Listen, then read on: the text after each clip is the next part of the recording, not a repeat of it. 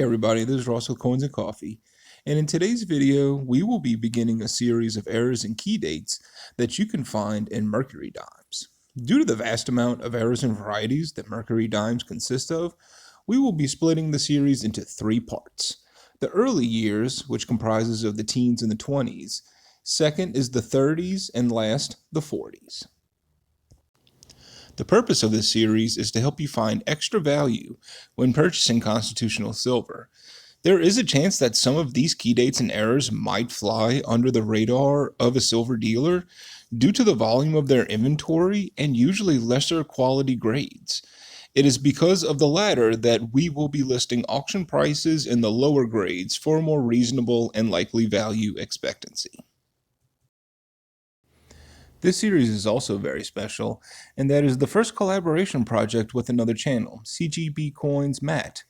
We've been communicating for about a month now, and we wanted to create content that would serve well both the numismatic community as well as the silver stacking community. CGB Coins Matt will be covering the Roosevelt dimes, and his channel link is in the description, so go check him out and tell him Coinsncoffee sent you. The first on our list of Mercury Dimes is one of the most sought-after key dates of the 20th century, the 1916 Denver dime. With a mintage of only 264,000, any grade is rare and commands a high value. In 1916, the Denver Mint halted production of the dime so that quarters could be minted. Compared to the output of the Philadelphia Mint, which was 22 million, and San Francisco, which was 10.4 million, and you realize just how low 264,000 really is. The 1916 Denver dime is highly counterfeited as well, with a D added to a Philadelphia issue, so grading on authentication is an absolute must with this coin. In 2020 at Heritage Auction, a PCGS G4 was sold for $810. Up next on our list is the 1919 Denver DDO FS101. 35.7 million were minted this year, but this error wasn't discovered until 2015, almost 100 years later. Hard to imagine that an error with such significant doubling on In God We Trust went undetected for so long, but I believe the modern advent and widespread usage of microscopes had a hand in its discovery. To date, the finest example is a PCGS XF45, which sold for $10,000, but a lower grade VG8 sold for $2,800, which is a testament to this coin's strong value.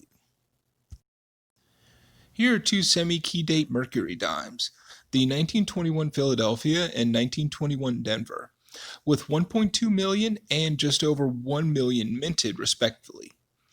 During that year, there was a coin recession which kept the demand for circulating dimes low, and both mints were more focused on producing silver dollars, which contributed to the low mintage. That's why in 2020, Stack's Bowers sold a 1921 VF25 for $216. And in the same year, Heritage sold a 1921 Denver F12 for $144. Another pair of dimes which are considered better dates are the 1926 San Francisco and the 1928 Denver. In 1926, for reasons not clear, the San Francisco Mint issued 1.5 million Mercury dimes. Supposedly, these were hoarded during the 1950s, and so better examples are more accessible today. In 2020, Heritage Auction sold a PCGS XF40 for $216. Slightly higher examples command a much higher value, like an AU55 sold for $552 in the same year. The 1928 Denver dime has the most abundant number of 4.1 million of all the key, semi-key, and better dates. Uncirculated and mint state examples are only worth grading due to this. In 2019, at Heritage Auction, a PCGS AU58 sold for $115, but an MS64 with full bands went for $1,330. Last on our list is the 1929 San Francisco Double Die Obverse FS101. The doubling on this error can be found in the 192 of the date, as well as In God We Trust. 4.7 million dimes were minted in San Francisco that year, so mint state examples only will produce values that make this error worth grading. In 2017, Heritage Auction sold a PCGS MS64 with full bands for $156. Each point higher on the grading scale, and the value jumps significantly.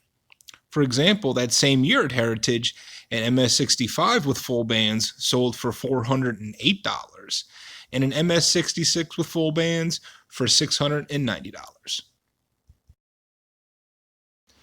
This concludes our review of Mercury Dimes from the teens through the 20s. Whether you are looking through constitutional silver lots or lucky enough to find one when coin roll hunting, I hope this video helps you identify that next great addition to your collection. Stay tuned for reviews on the 30s and 40s decades in future videos. Again, this series is being produced in conjunction with CGB Coins Matt, and sub to his channel for a review of the Roosevelt dimes. This has been Ross with Coinsncoffee, and I thank you for watching and I hope you enjoyed part 1 of this series.